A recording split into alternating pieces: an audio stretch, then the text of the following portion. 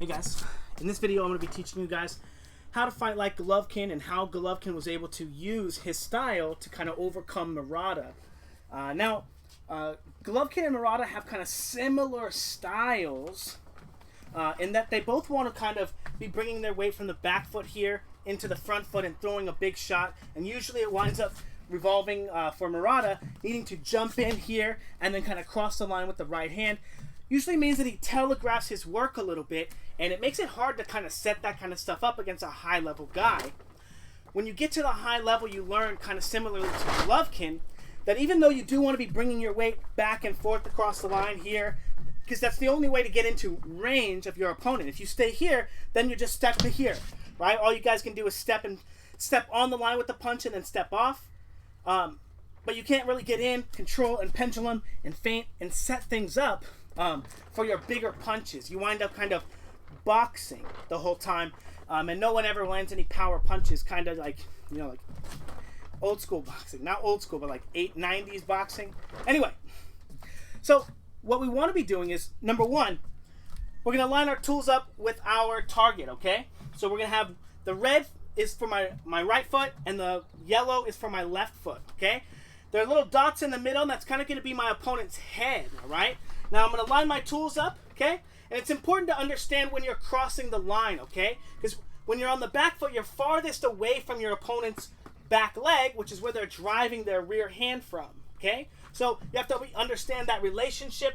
You're not always going to be able to get away from it because you're like kind of right in line with it. But there's a relationship between your tools and this and that. And another reason is because when you start crossing the line here, is usually when you're bringing your weight to the line here. There's going to be kind of two phases where you take a step here and your left shoulder gets close to the line, and then you can cross the line and your right shoulder crosses the line, okay? And this is going to be kind of like the shoulder feint timing, and what Golovkin is hoping to do is to maximize this effect and this rhythm here as he comes forward, and when he makes it to this position, he starts bringing his right shoulder forward, controls the line with this hand, and it gives him the opportunity to throw this hand and bring his weight back across the line and get away, okay? So you're going to come here like this, control, and then you're going to throw your shot, but you're not going to use a lot of your weight, okay? The idea is not to make a perfect punch, but it's to utilize the momentum that you get from stepping onto the line, okay? You're going to carry that weight through. So from here, 1, 2, 3, 1, 2, 3. Okay, very simple drill, but you're not utilizing the perfect punch or the perfect position.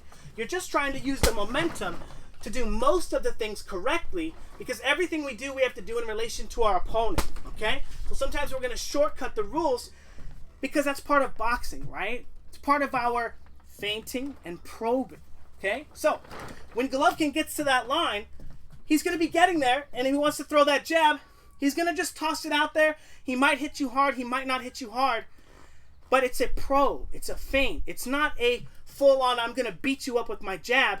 He's just trying to get control of the line and use enough of the rules to generate enough momentum that he can get a reaction from you. Because he knows not everyone's just going to stand there and let him just throw a big punch at you. Okay? So when he gets there, he can jab, and then he can leave. He can jab and he can leave.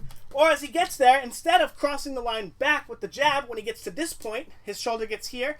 Instead of ripping it back, transferring his weight back to the red side, he continues driving forward and drives his shoulder even more forward, like in the first clip, and he can probe with his rear hand. Now, it's not about it being a perfect punch. It's not about it being his hardest shot. It's about it just being easy enough to hide in this momentum here, right? As he approaches the line, either using the jab or the right hand, and then being able to hide that motion off of his active guard. As he approaches the line, boom. As he approaches the line, boom, right? And being able to keep his opponent kind of guessing as he looks to use his momentum to interact with him. Now, by getting his momentum into all of his punches like that, I call it in my boxing, I call that pendulum boxing.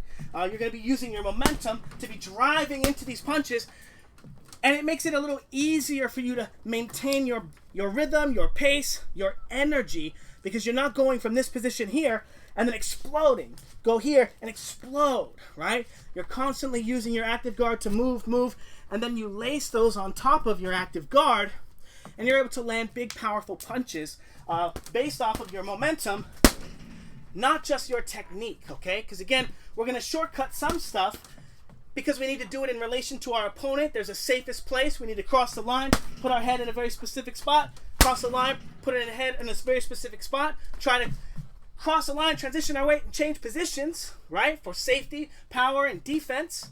But it's important that we shortcut them when we need to. And that's what makes being in motion here and conserving your energy so valuable.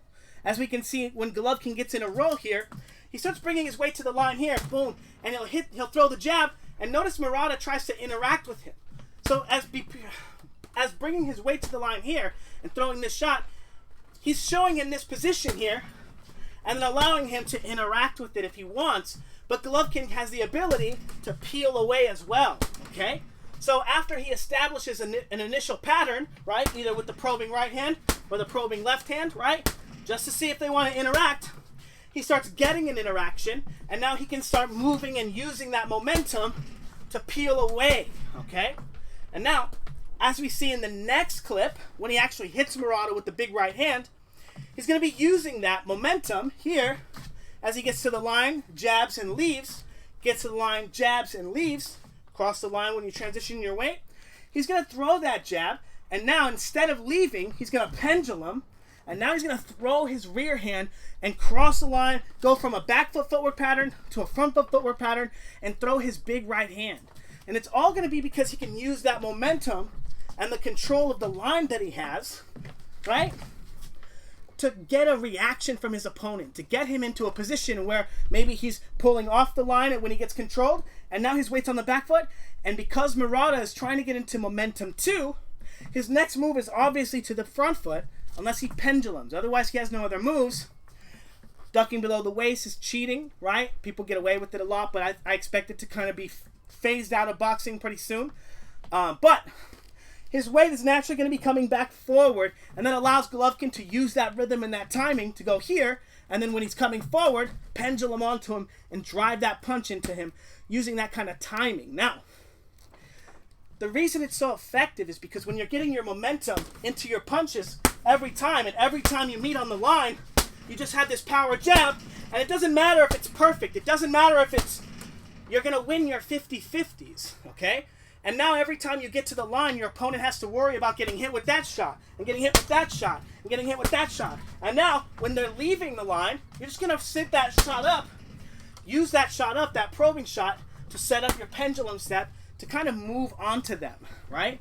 If they leave the line. Now, if we take a look at the last clip, there's Zarametra in there, and Golovkin uses this as a pull counter, okay? Getting to that front foot, hitting him with that shot and knowing that he's expecting that punch to come, right? And then pull countering him and coming in with the uppercut. Again, just really beautiful boxing, and all, again, driven off of his ability to continue conserving his momentum, right? Staying in this active guard motion, dragging his weight from one foot to the other, and then being able to lace his attacks off of them. Okay? I think that about covers it. Yeah, if you guys got any questions, let me know. And someone had a question in the last video, again, about the positioning of my punching, right? Because when you get to the line here, we're no longer making the punch here the most important part of the sequence, okay? We're just using the punch to get our opponent to interact with us. Yes, we can throw a better punch, but we don't need to, okay? We can just get to the front foot here and probe them, right? And if they interact with us, nobody wants to get hit over, and over, and over, right? Over, and over, and over, right? If you can make it to the line against somebody like this, right? And continue using your momentum to drive your weight, you're going to have more control over the line as long as you're doing most of the damage, right? And now, if your opponent starts beating you to the punch, right, you can use that momentum here to set up your pull counters, right? Just like Golovkin does in the back. Even though Golovkin still hits him with the jab first, draws the attack, and pull counters with the uppercut, you don't have to, if you're losing this momentum battle here of getting on the line and off the line, because at some point you have to start coming forward, right? Or fighting backwards, right? Someone's going to be coming forward. So if we have it built into our craft, we're going to understand how to be able to do that, right? And again, this is one of the reasons why a lot of people get stuck here and they only ever learn to step with their punch because they don't know how to come forward, take a step, and be able to transition their weight and cross the line and do all that stuff staying here. Bladed stance, right? Don't move your shoulder across the line, step. But now I can't slip, now I can't roll, now I have no defense. Once I get here, that's all I can do, right? Anyway, the punch is not the most important part. The punch is ancillary. It helps facilitate finding an opportunity for me to be probing you, right? Oh, now you don't want to get hit by the shot, and now you're going to leave the line, and that allows me to probe you and set up my big power right hand, right? But I'm only going to use this as a tool, right, to set up my power shot. But it's not the most important piece of the sequence. The most important piece of the sequence is understanding how my opponent is going to be reacting to this position. Okay? Because once it's understood that he's not worried, that he's not going to interact with it as a punch, meaning he's going to move his head, it's more important that I generate the momentum here with my feint so I can set up a pendulum step to set up an attack on his next position. Okay? So the punch stops being the most important part, and then it becomes important that we can use those feints and those probes to generate momentum as we cross through the line to set up our other attacks. Okay?